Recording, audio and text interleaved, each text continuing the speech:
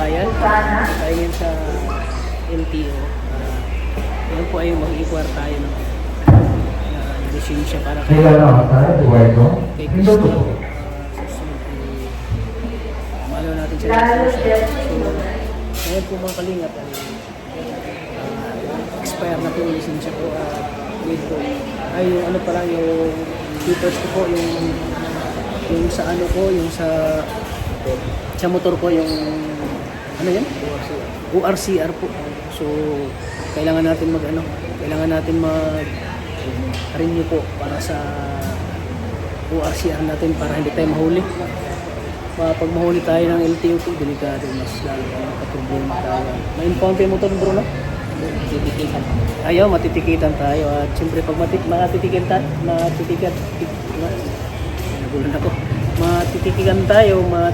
tayo, siyempre may record na tayo, diba?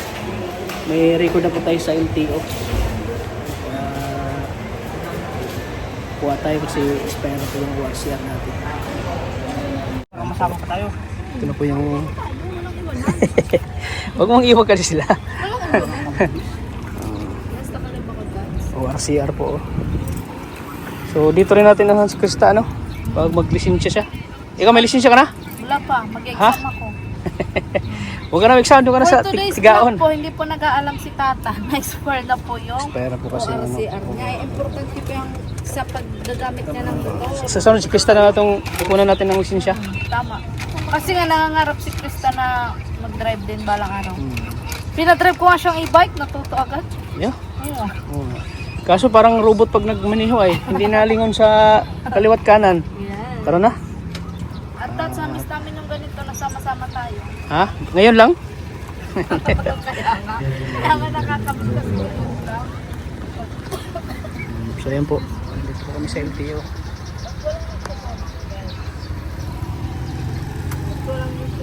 Dito kami sa ano ngayon, sa emission test. Babalik pag tapos sa emission test, babalik na naman kami sa dito sa LTO. Ayan po mga kalingap. Ano po yung motor ko? Ayan po, dito na po kami sa emission. Get out! So, dito po yung yung motor ko. May direct. Shout out po sa ating mga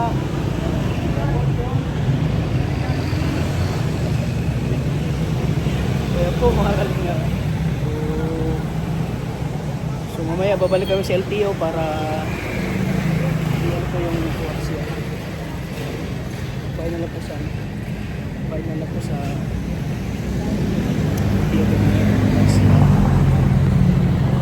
sabay na lang kayo kani Krista magkuha ng lisensya.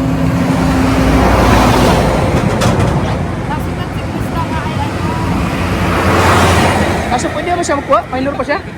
Di ba pwede? turuan lang muna natin mag- Oo. turuan mo Ano ba gano'n? kasi nung nakaraan, tinuruan ko yung mag-e-bike. Marunong na. Marunong siya. Madali makapick up si Krista. Kaso lang yung pag natingin siya, street lang, no? Hindi. Kumbaga, pagkapunta lang daw sila ng mapunta sila ng Babuyan. Sabi. Anong kukunin nila? Motor o e-bike? Para kay nanay daw, E-bike? parang E-bike gusto nila? Yung para pag gusto nila pumunta doon, makapunta sila. Mabilis ba tumakbo yung e-bike? Kaya may gusto. Ay, e-bike. Kaya may gusto ng e-bike. Kaya naman. Basta, kumbaga, nung nakita niya ako nag-e-bike ako, e-bike na lang. Nagustuhan niya? Kaso nga, ginagawa niyang motor. Di niya Bakit? alam na may reverse pa atras. Ganun. Tinutulak niya ng paa niya. Na hirap siya kasi hindi niya natutulak. Yun, parang ganun, e-bike yun. Oo, sige kuya. Sa kamalang gasolina ngayon. Oo. Kaya pabor mo na e-bike.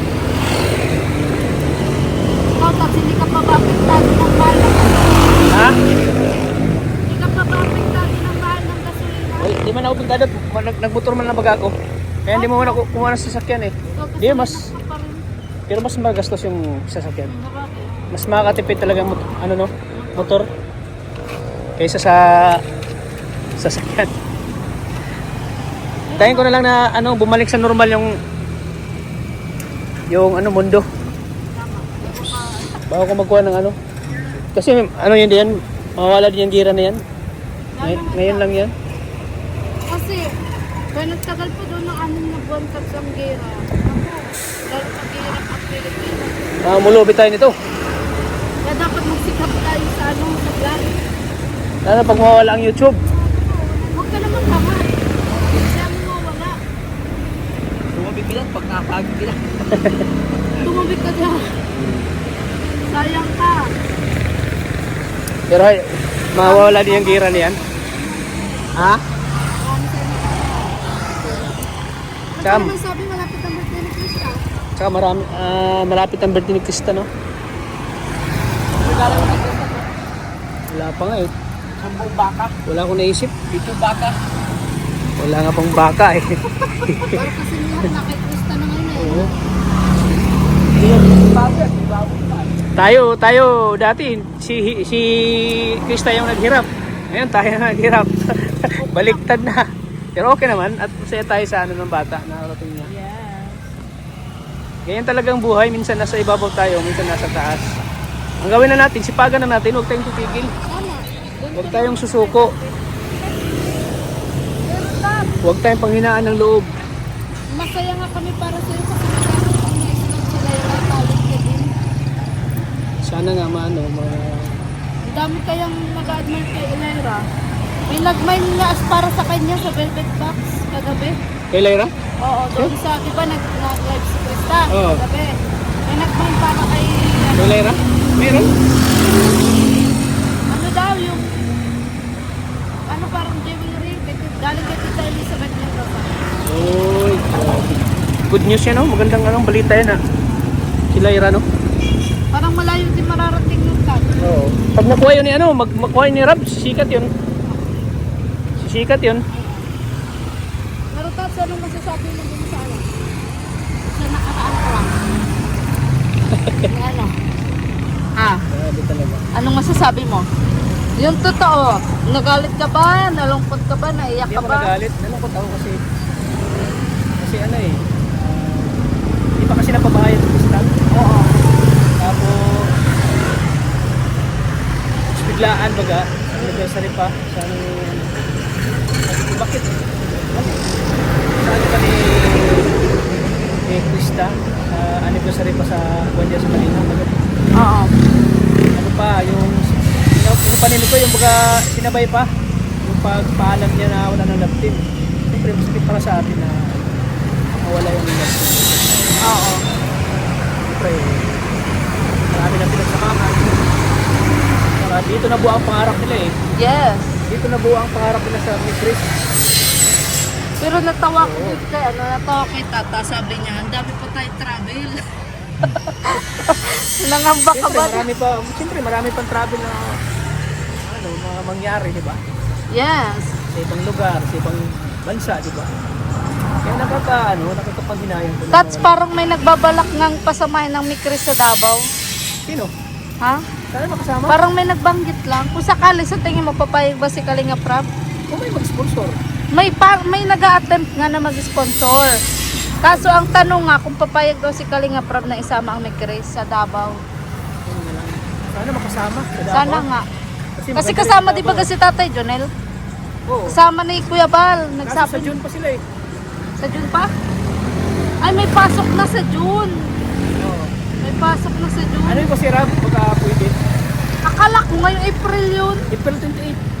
Ngayon April 28. Kaya Ano ko si nga. Rab baka pwede. Tanong mo, Oo, tanong mo si baka Rab. Pwedeng isama. At the same Oo. time, may Mikris doon sa Davao. Yes. At saka may personal vlog siya. Oo nga. Sana, ko si Rab, suyuin ko sa Rab. Suyuin ko siya. Kasi may nagtatanong sa akin talaga. Kaso, sabi nga, ikaw nga daw magtanong kasi ikaw daw founder. At saka taga Davao ako eh. Yun nga. Para itur mo naman kami sa Davao. Punta tayo sa amin. Bro, ako kasama mo. Baka sakali si Junjun. Ako pa sponsor ka habang tayo. Kasi magkano ba pamasahe papunta Davao? 15K. 15K? pag-amport na yan. Balik ka na? Madali lang yun. Ay, ang mahal pala, ano? Saan yung mga ano natin dyan? Sa barko. Pwede magbarko, pero 3 days kayo bago makarating. Ah, pag aeroplano. Isang oras lang. Isang oras lang. 15K na yun? Hindi, balikan na yan. Ano kasi yung biglaan, hindi yung... Ah, Dapat kasi ano na yung advance yung advance yung pag-book. ah. Halimbawa, April, Ay, pag mauwi ka. dapat January, mag-book ka na. Para mura lang. Sa atin kasi ay ano, Biglaan. urgent, biglaan. Urgent book. Hindi maganda sa Davao, para rin Hong Kong yung Davao eh. Yeah. Ikaw pa, Tats, may pamasahe ka na pa nagpadabaw? Paano yan? So tama ka na Davao, wala ka lang palang pamasahe. Sa April pa, pwede man yan. Sa bagay. Kahit April lang, ganun pa rin ang amount. Oo. At di ba may mga beneficiary ka din doon?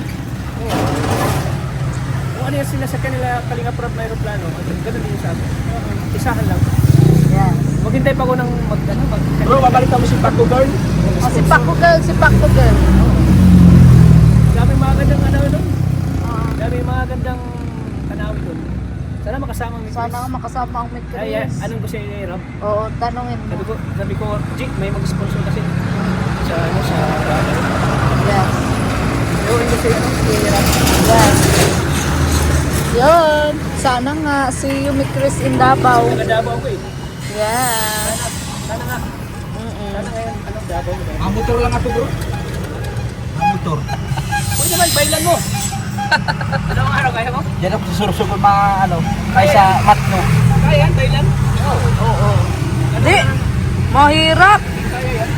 Mahirap talaga, Tats. Kaso dalawang sakay barko. Ha? Dalawang sakay. Sakay ka na ano sa Sigal. Oo.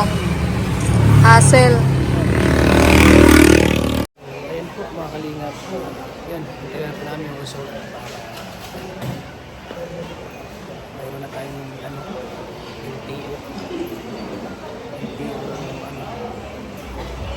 Pakibalik po sa Ringo 7, Sereno Roberto, Ringo 7 po. Marami na tayo. Wala tayong mga problema po. Magbiyahe tayo. Kahit saan. Hindi ko alam na ano pala. Expire din yung ORCR. So, kaya ngayon, biglaan po yung pagkuha namin para sa ORCR. Kahit saan tayo mapunta.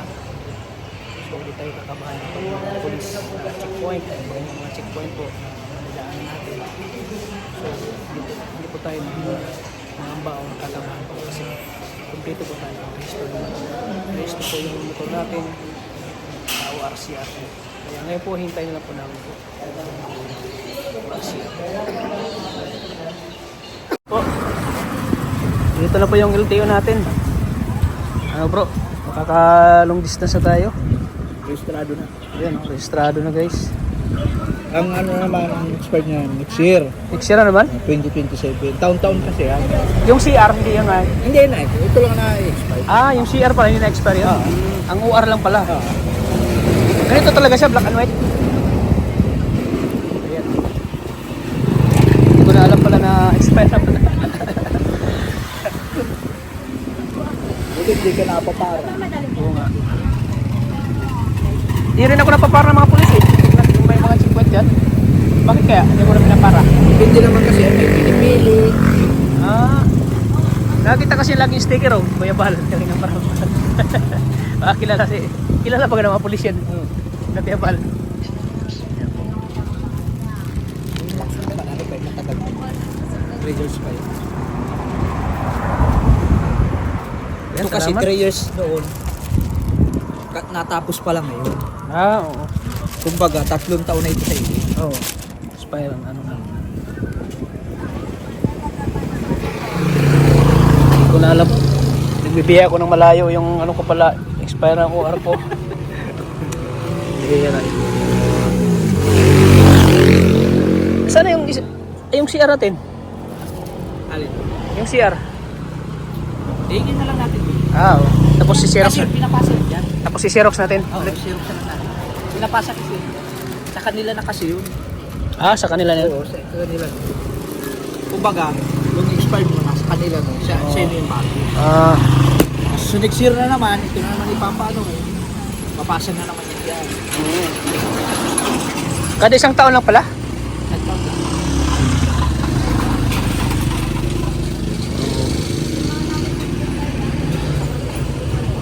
Yan, narinda muna kayo. Po sa mga lahat at maraming salamat at ano na yung ano natin, may tayo.